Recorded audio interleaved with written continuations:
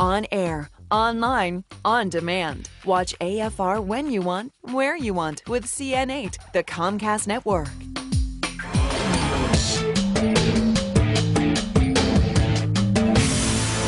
Everybody, I'm Janet Zapala in for Art Fennell. Thank you for being here. We begin with savage comments from a shock jock. For the second time in as many months, a radio talk show host is under fire for making controversial comments. Recently, it was Don Imus, as you might recall, after his statement about Dallas Cowboys cornerback Adam Pac-Man Jones. Take a listen. Defensive back Adam Pac-Man Jones. Recently signed by the Cowboys. Here's a guy suspended all of 2007 following that shooting at a Vegas nightclub. Well, stuff happens. You're in a nightclub, for God's sake. What do you think's going to happen at a nightclub? People are drinking and doing drugs. Yeah. There are women there, and then people have guns. So there, go ahead. Well, he's been arrested 6 times since being drafted by Tennessee in 2005. What color is he? He's African-American. Oh, well, okay, there you go. Okay, now we know. And now there is a new storm of controversy involving radio talk show host Michael Savage involving children diagnosed with autism. Alina Cho has more. Even for a shock jock, it was shocking. You know what autism is? I'll tell you what autism is in 99% of the cases. It's a brat who hasn't been told to cut the act out. Media Matters, a liberal watchdog group, posted conservative radio host Michael Savage's comments on autism. What do you mean they scream and they're silent? They don't have a father around to tell them, don't act like a moron, you'll get nowhere in life. Stop acting like a putz. Straighten up, act like a man. Don't sit there crying and screaming, idiot. Savage words to the parents of children with autism. It's like a punch in the gut. It's heartbreaking. I mean, autism is 24/7. You really, the whole lives of families change in raising a child with autism. Martin Schwartzman's 15-year-old son, Robbie, is moderately autistic. When Robbie's twin sister heard about Savage's comments, it was really disturbing and just heartbreaking. And it really hurt my feelings because I felt like my brother and every autistic child or adult in the world is being attacked. Fire Savage! Fire Savage! These families want Savage fired, or at least for advertisers to boycott his Savage Nation radio show. The other comment that I find upsetting is he says fathers are not involved. I'm a very involved father with my daughter. I'm always there for her. Comments that may be offensive, but according to constitutional law experts, perfectly legal. The Constitution protects your right to be a jerk sometimes, and this might be one of those cases where jerky speech is protected. In a telephone interview on CNN's Larry King Live, Savage showed no signs of backing down. If you heard the entire show, you would have heard me addressing those comments to the misdiagnosed, false diagnosed, and outright racketeers as opposed to the general category of autistic children. Some medical experts disagree. In my 30 years taking care of children, sitting face-to-face with families and children, I haven't seen an overdiagnosis of autism and delays. I've seen an underdiagnosis.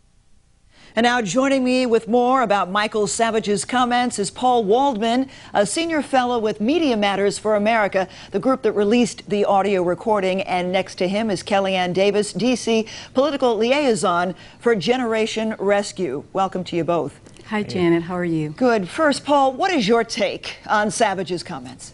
Well, people who listen to Michael Savage have gotten used to his racist and sexist and anti-immigrant and homophobic rants.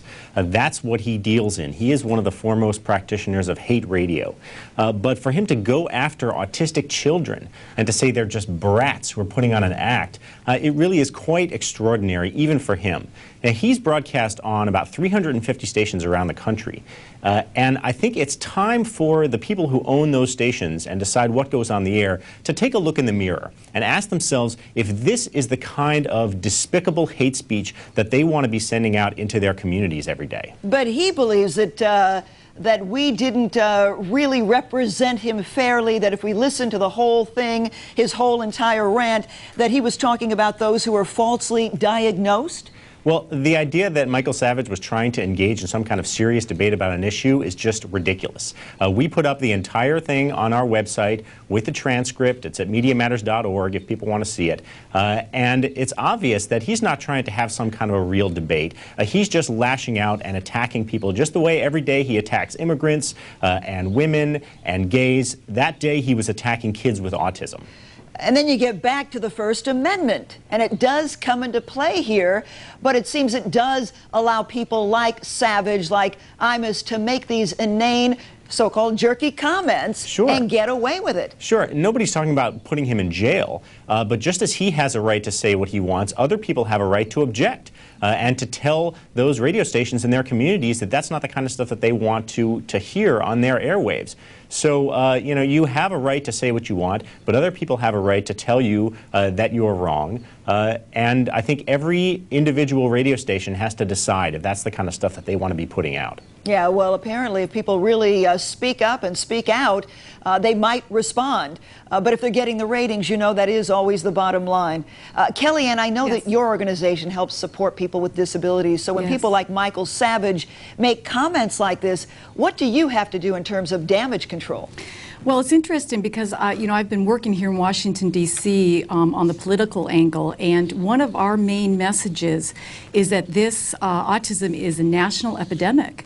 The numbers, 1 out of 150, are real. And so when I go on Capitol Hill and I'm having these meetings and I'm trying to get a sense of urgency, you know, I'm trying to bring that message to congressional you know, to Congress and to public health officials, and I'm trying to say, look, we've got a national emergency here. 1 out of 150 children are diagnosed with autism, and those numbers are real. And also, you know, and so when you hear the debate, you know, about the numbers, are these real numbers? It really cuts at the core issue of the message that we're trying to bring, which is one of hope, which is one of recovery. We are recovering our children. There are thousands of children who are being recovered every day in this country. And also the whole issue of prevention, which is, we believe, is an environmentally triggered that's what has, you know, been the cause of the autism epidemic. And so when you have somebody say, well, gee, the numbers just aren't real, then that just cuts at what I've been trying to do for the last 7 years, and it really it dilutes the message that we're trying to bring to parents, and which is hope and recovery and prevention. So it really sets you back. To some extent, doesn't it? Yeah, it really does. And you saw all the families who've been out there protesting, saying get rid of Savage, or certainly talking to the advertisers, saying pull the ads, because again, it gets back down to the bottom line.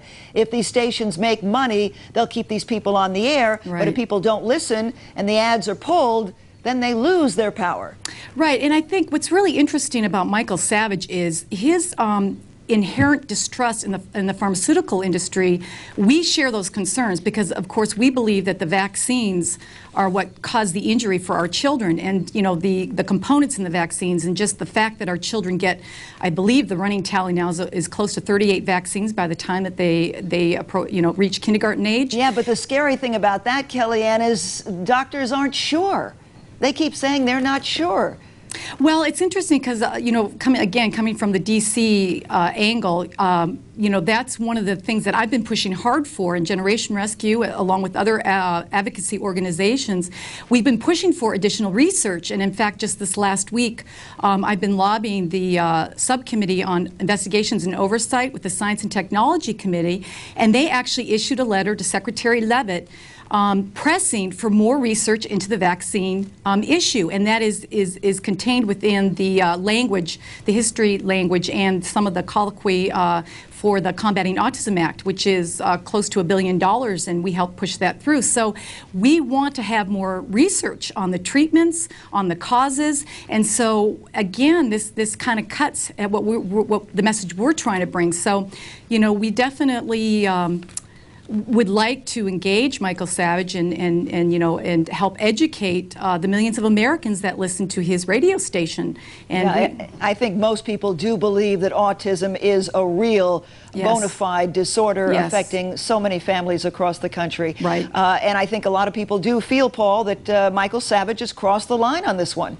They absolutely do, and you see it in these parents of autistic children who, frankly, are so heroic in what they deal with every day, and it's no wonder that they're outraged. They have a right to be outraged, and they're making their voices heard, and I think a lot of people are, because they're just fed up with this kind of stuff. And it's power in numbers, isn't it? It Absolutely. is. Paul Waldman and Kellyanne Davis, thank you so much for being on the report. Certainly appreciate it. So what do you think? How do you feel about this? You can share your thoughts on autism and what we've discussed here today by logging on to cn8.tv/AFR. And as always, we do look forward to hearing from you.